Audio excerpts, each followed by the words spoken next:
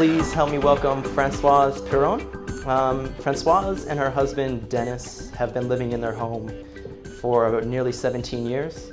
They are very keen to live a sustainable life in the suburbs and hope that by opening their home on Sustainable House Day this Sunday, it inspires other people to do the same within their means. And we'll pass it on to Françoise to take it away.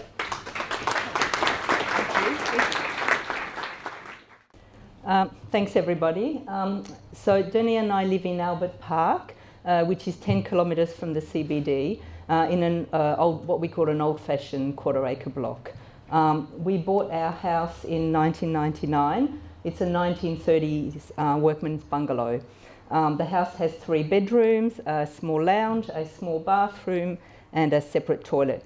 And when we bought it, it had a galley kitchen. The house was very dirty, uncared for, and the front veranda was very ugly and in very bad shape. We had the obligatory lean-to, which included a laundry and a small eating area, which we grandly called the dining room. I didn't have a photo of the inside, but you can imagine what it was like. The lean-to inside and out was very ugly.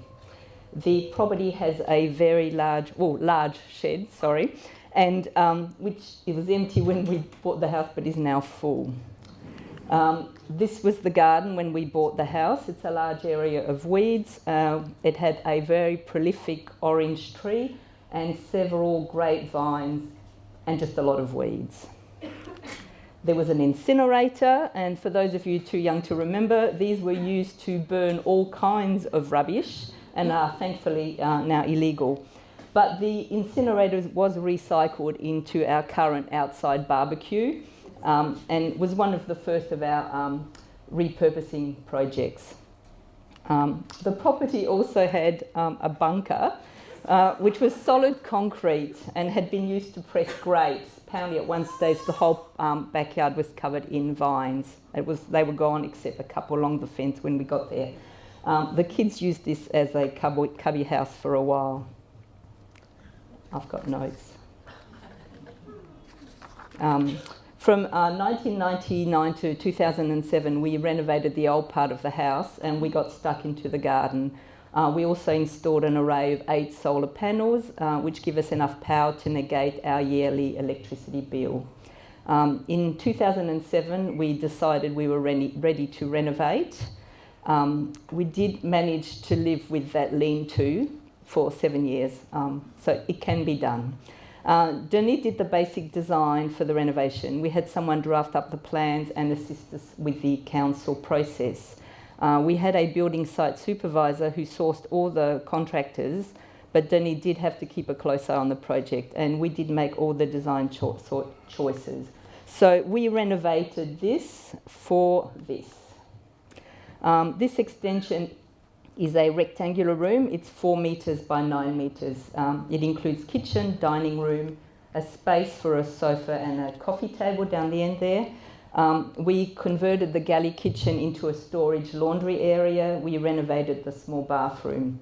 We replaced the front porch with a bullnose veranda, which shades the front of the house in summer because that faces west and is also much more attractive. The back room has clerestory windows on 3 sides, which open on the inside. It's got bulk insulation plus sarking, which provides a combined rating of over 4.5. It has double glazing on all the windows and doors, and if you're going to put your money anywhere, I would recommend that from the get-go. Concrete flooring. It has a fairly large pantry in the kitchen and a lot of second-hand furniture. We do have a gas top on the stove, and the stove will probably see us out, so we're unlikely to convert to full electricity, even though that seems to be what's happening a lot at the moment. The room lets in a lot of light all year round and always feels welcoming. We have no heating or cooling in that room, and we manage fairly well all year round. The window on the northern side, which is just over here, is covered with an opaque glass, and that's because it faces the driveway, which is never a nice sight, whatever we do, and even when it's cleaned up, as it is for this coming Sunday. We've tried. This is the view from the kitchen. The kitchen has a window which also looks out onto the garden. That was my big request. And the grape-covered pergola, so that's obviously winter. There's nothing on it, but it has a lot of light coming through in winter and a lot of shade in summer. The back, so this is the back, faces east, and in summer we hang blinds in front of the large door, which we remove and store in winter. The eaves on the extension side here were calculated for minimum sun penetration into the room. They're lined with perforated corrugated iron.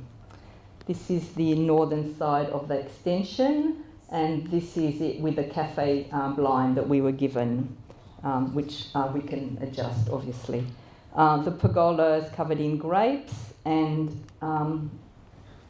you can see that it provides fruit for us, some birds, and some rats, but it does let the sun in. This is a shot of the garden, and Denis does this regularly over the years, and it's been really helpful to remind us of how far we've come since that weed infested. We have 2 main tanks in the backyard, and then we have some other tanks down the side of the house, plumbed to the toilet, and then others down the side of the garage, which go to a laundry tub out the back that I use for gardening. So we've got a capacity of 22,000 litres. We have quite a lot of fruit trees, including a very big olive tree. We have, these aren't ours, we babysat those, but we usually have chickens. We have an outdoor shower. We have a solar-operated fountain that looks like we've left the tap on, and a fish pond. So when people know that we're conscious about water and that tap's always running, they think it's very weird. We've got 5 large dedicated, that's somebody being artistic, not me, 5 dedicated vegetable beds, and the garden is kind of built on permaculture principles. So these are things that we've grown in the garden. This year we had about 50 plus kilos of olives. So if you come on Sunday, you might get to taste some. And then I do a lot of preserving, and one of the things that I'm very passionate about, apart from the built environment, is also all the other sustainable things that you can do in your life, such as preserving and being involved in your community. And if you need further convincing that living and thinking sustainably is worthwhile, you too could look as content as this man in your house. Thank you.